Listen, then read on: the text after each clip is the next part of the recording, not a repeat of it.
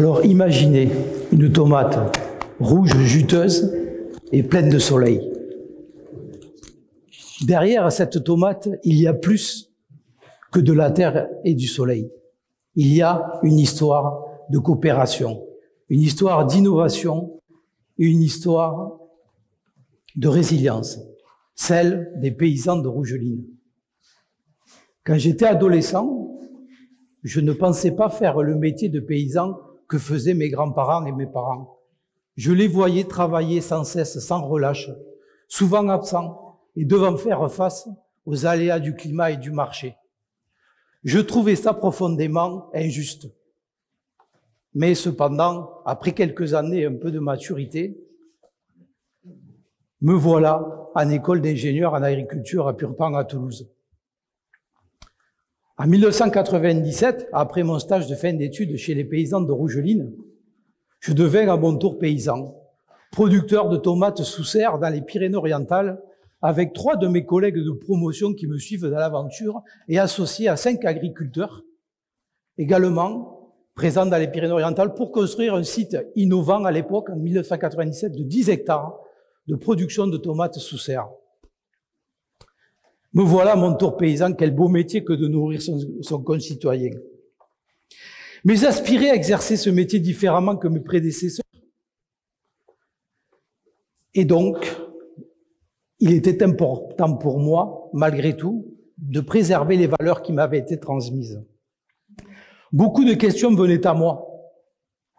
Alors, comment répondre au triple défi qu'a l'agriculture, produire plus, mieux, tout en étant plus durable? Comment rester compétitif? Comment répondre au changement climatique? Comment répondre aux attentes du consommateur? Comment anticiper tous ces changements? Je devais rester les pieds ancrés dans la terre tout en ayant mon regard porté vers l'avenir. Alors les paysans de Rougeline, c'est une union de coopératives. Ce n'est pas simplement une marque qui a été créée en 1989 par un collectif d'agriculteurs dans le sud de la France, où les producteurs se sont unis pour répondre aux défis modernes.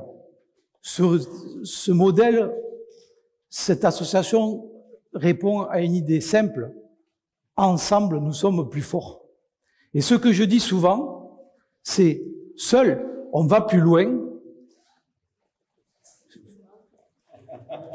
Seul, on va plus vite, mais ensemble, on va plus loin. Et donc, les paysans de Rougeline, je vous donne quelques chiffres, c'est 192 familles de producteurs pour 327 hectares de serre, c'est 89 000 tonnes de fruits et légumes, donc 80 000 tonnes de tomates, c'est une tomate sur 10 qui est consommée en France, qui est produite par les paysans de Rougeline, sur 7 bassins de production dans le sud de la France, c'est 204 millions d'euros de chiffre d'affaires.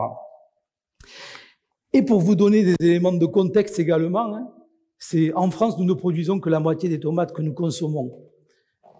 Parce que notre compétitivité, elle n'est pas évidente. Pour vous donner l'exemple, 40% de mon coût de production, c'est la main-d'œuvre. Mon coût horaire de travail, c'est 14 €. Les Espagnols, c'est 8 €. Les Marocains, c'est 1 € de l'heure. Alors clairement, en France, on ne sera jamais les moins chers. Et je ne vous explique pas les règles environnementales sur lesquelles on travaille. Mais tous les produits qui viennent d'ailleurs sont quand même sur notre marché, donc on doit avoir une vision dans notre métier d'être performant dans ce contexte-là. Il y a aussi les attentes des consommateurs. Alors les consommateurs, ils ont beaucoup d'attentes. Ils veulent des produits qui soient plus respectueux de l'environnement. 46% des consommateurs aujourd'hui sont prêts à payer un produit 15% plus cher s'il est plus respectueux de l'environnement. Les consommateurs veulent aussi des produits meilleurs pour la santé, mais 85% ont besoin de preuves.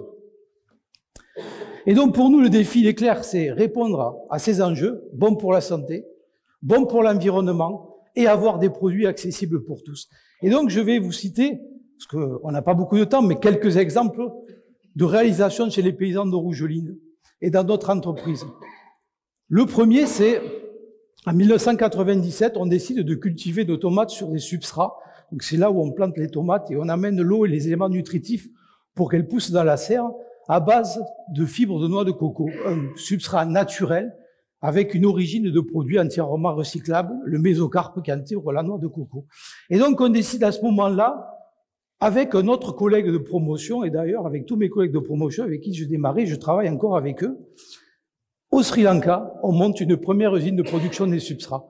On démarre, on cultive avec nos substrats, on voit que c'est génial, ça marche bien, un super potentiel agronomique, et on décide de développer cette activité en la commercialisant en France, en Europe et dans le monde entier, tout en développant nos outils de production un peu partout dans le monde, et nous sommes aujourd'hui implantés au Sri Lanka, en Inde, au Brésil et aux Philippines. Et nous commercialisons nos substrats dans plus de 40 pays différents dans le monde.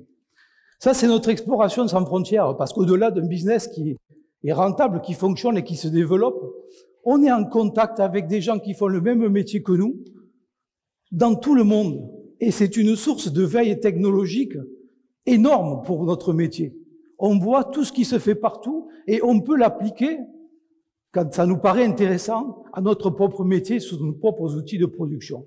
Et c'est comme ça qu'en 2009, on décide de revoir complètement notre modèle de production pour le rendre plus vertueux. Et chez les paysans de Rougeline, on va lancer un concept qui est déposé, c'est l'éco-serre. L'éco-serre, c'est une serre qui tourne autour de 5 critères. Les 5 critères, c'est travailler sur les énergies alternatives, s'affranchir des énergies fossiles pour chauffer les serres. On monte des projets de récupération de chaleur sur des sites industriels, des incinérateurs d'ordures ménagères, des industriels qui génèrent de la chaleur et qui la valorisent pas pour chauffer les serres. Aujourd'hui, on travaille d'ailleurs sur un projet avec des data centers. Le deuxième critère, c'est une alimentation plus économe. Réduire la consommation d'eau par kilo produit de tous les intrants des cultures. Et aujourd'hui, on est les plus performants. Le troisième critère, c'est la protection de la culture. Utiliser des insectes utiles pour protéger les cultures et réduire l'utilisation de produits de traitement. Le quatrième, c'est recycler l'ensemble des déchets de la culture. Et le cinquième, c'est s'engager sur notre responsabilité sociétale. Aujourd'hui, chez les paysans de Rougeline, 60% de nos serres sont des éco-serres. Et c'est un réel succès.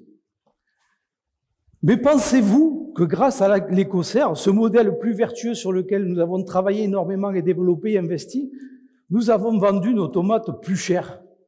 Qui pense que c'est le cas? Eh bien, vous avez raison. Ah, quand même, il y en a deux. Eh bien oui, tout ce travail, et nous n'avons pas réussi à vendre nos tomates plus chères.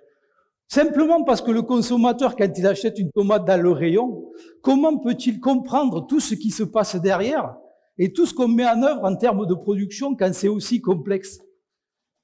Et donc, on s'est dit, mais il faut quand même qu'on y arrive, parce que c'est quand même une finalité que de valoriser son travail et le fruit de son travail. Alors, on s'est dit, on va répondre à une attente forte du consommateur sur le bien-être et la santé et la problématique de l'inquiétude autour des pesticides, en lançant en 2017 le premier label zéro résidu de pesticides. Alors, vous avez le logo ici, il est petit. Ce label garantit le fait qu'il n'y ait aucun résidu de pesticides dans les produits qu'on commercialise. Très rapidement, c'est un succès. Un label clair, un message clair et facilement compréhensible pour le consommateur qui répond à ses attentes. On vend 15 à 20% plus cher nos tomates grâce à ce label. C'est un réel succès. Et comme nous, on a l'esprit collectif, pour que ce label il ait plus de portée, on décide de l'apporter dans une association qui s'appelle le Collectif Nouveau Champ.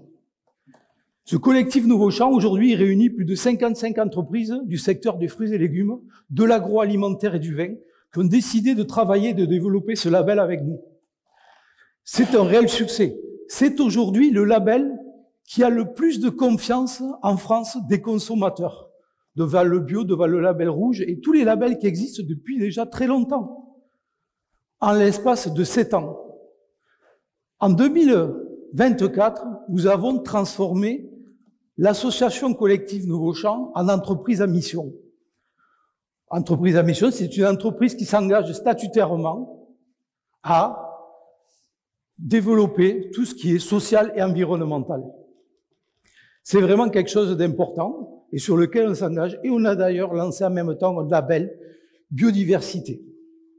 Alors, pour terminer, moi, ça me fait vraiment plaisir d'être là aujourd'hui, de partager mon aventure et mon travail, parce que pour nous, le savoir-faire, c'est important, mais le faire savoir, c'est tout aussi important.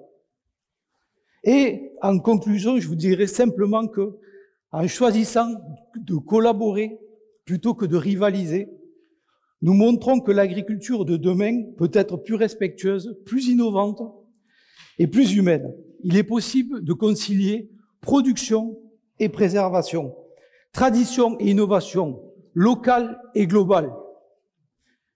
Nous pouvons tous, en tant que consommateurs, contribuer à une économie plus solidaire, durable et innovante.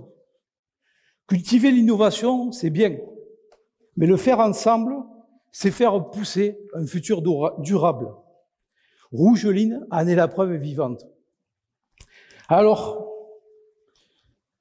la prochaine fois que vous verrez une tomate, pensez à cette histoire.